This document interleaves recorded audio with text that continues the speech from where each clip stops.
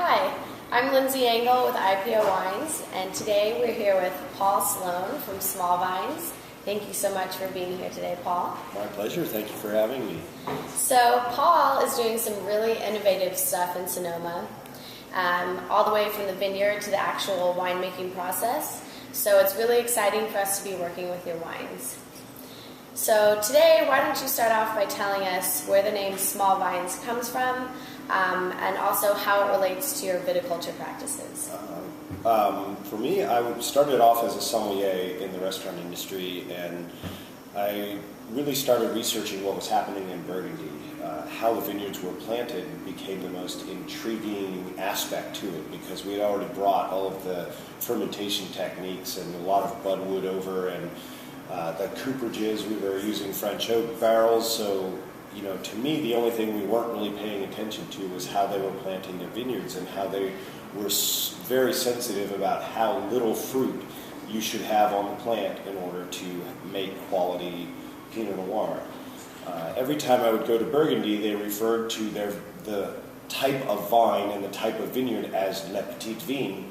Being a California producer, I did not want to call my brand Le Petit Vigne, so we called it Small Vines, and adapted that planting philosophy in California, imported tractors so that we could farm those vineyards efficiently, and really started focusing on viticulture as the primary way to change the style of Pinot Noir we were producing in California.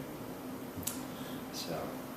Yeah, well, I know that a lot of people aren't doing those high-density plantings. I mean, I know you don't find that everywhere, so I would assume that not very many people are doing that. Nobody is really focused on it. There are several different vineyards that are planted in small portions. We and Dumont Winery are the only two that I know of that put out a bottling specifically from high-density vineyards.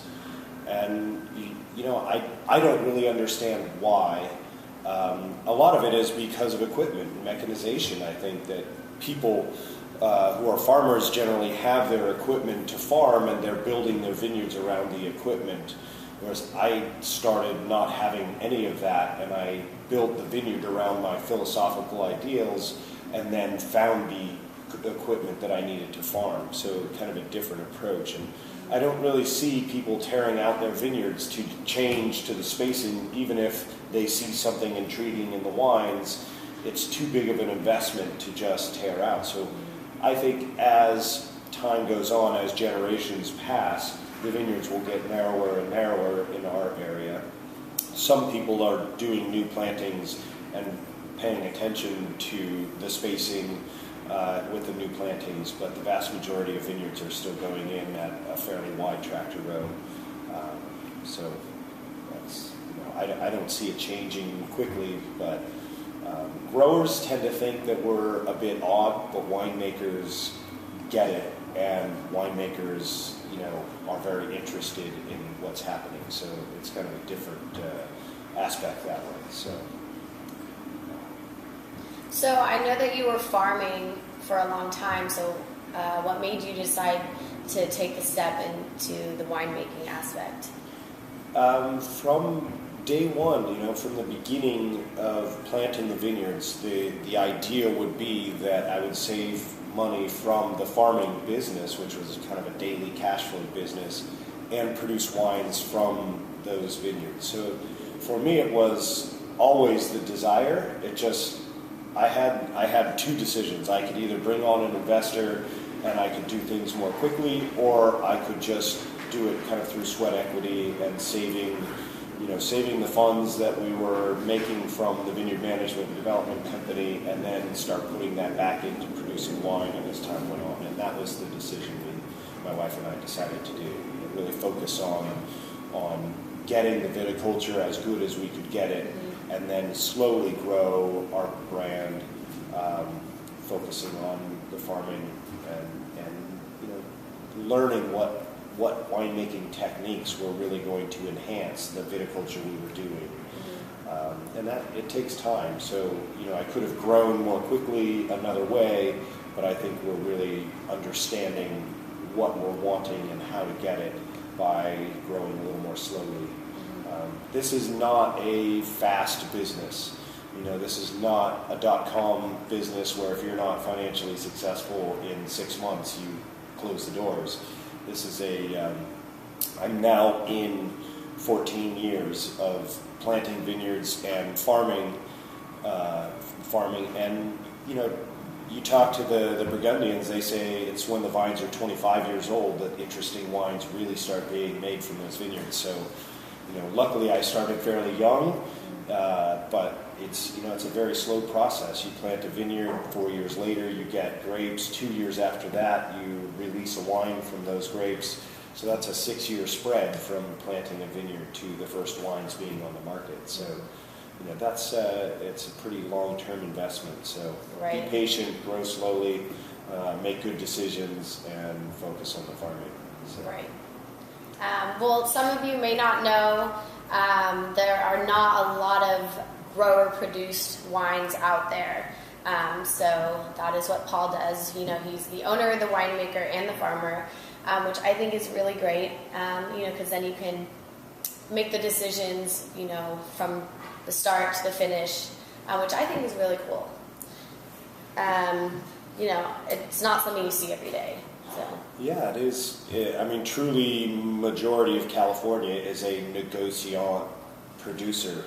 There definitely are other grower producers. I'm not the only one, but it has a certain uniqueness where you're willing to do things in the vineyard that when you're buying grapes and having somebody grow, some growers are really good and they really want to give the winery the best, but it's not always the case. And when you're farming wine rather than farming grapes to sell, you approach things differently. You're willing to put that extra level of detail, that kind of extra level of no leaf left unturned in the vineyard.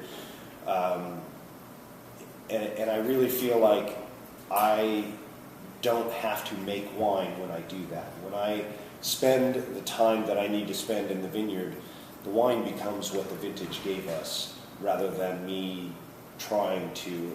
And sure, not every vintage is perfect, and not every block that you harvest comes out with the exact numbers you want. So you still have to understand winemaking, but the more you spend your time and you understand your vineyards. Andrei Chelichev said many, many years ago, the best fertilizer in the world is the shadow of the grower. And I think that says it all. Mm-hmm, absolutely. So I know that you guys are currently producing about 1,200 cases. Do you plan on increasing that, or do you want to stay where you are?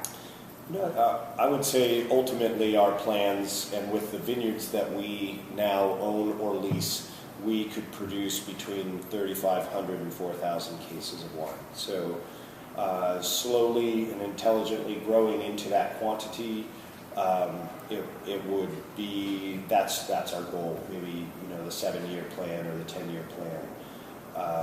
1,200 to 1,500 cases is enough wine to be where we need to be, but if we can continue to grow slowly and develop a mailing list as well as good distribution, then we'll absolutely continue to do that. So sticking strictly with Pinot Noir and Chardonnay.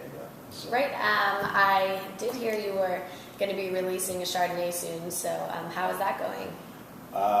The vines are youngs, but the wines are incredible for how young the vines are. Tasting through the wines, and they're still going through malolactic ML fermentation right now. So it's, your evaluation of them is still not complete, but it's got amazing complexity.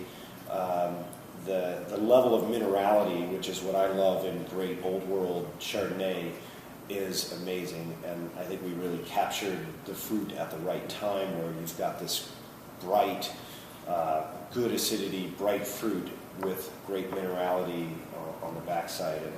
And there's a lot of people say Chardonnay is done and it's time to move on to other varietals. I still think that some of the best white wines I've ever had have come from Chardonnay, and it is a winemaker's varietal. It is the touch and the style of what a winemaker is looking for really comes out in the impression in the wine. Pinot Noir is a little more of a site-driven varietal, and you get the right combinations.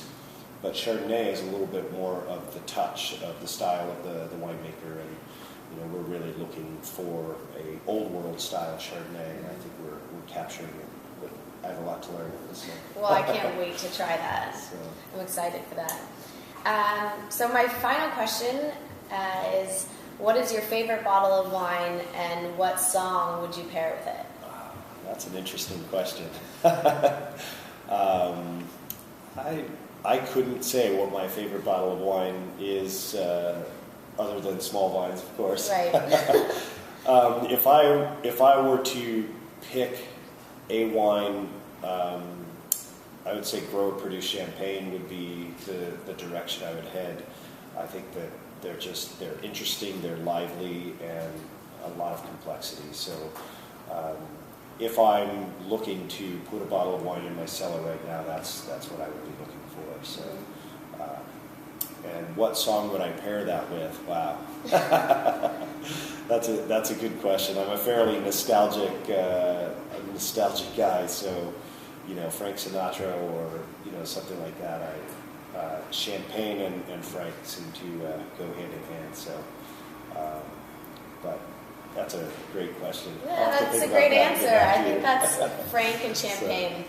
I think that's a great pairing. If I ever move from Pinot Noir and Chardonnay and still wine, it will be a sparkling wine project from Pinot Noir and Chardonnay. So perfect. That could be in the future. Great, and then when you release it, we will throw on some Frank and celebrate. Sounds good to me. Thank you so much for joining us today. It's been great talking with you. Thank you. Have a great afternoon. Thank you.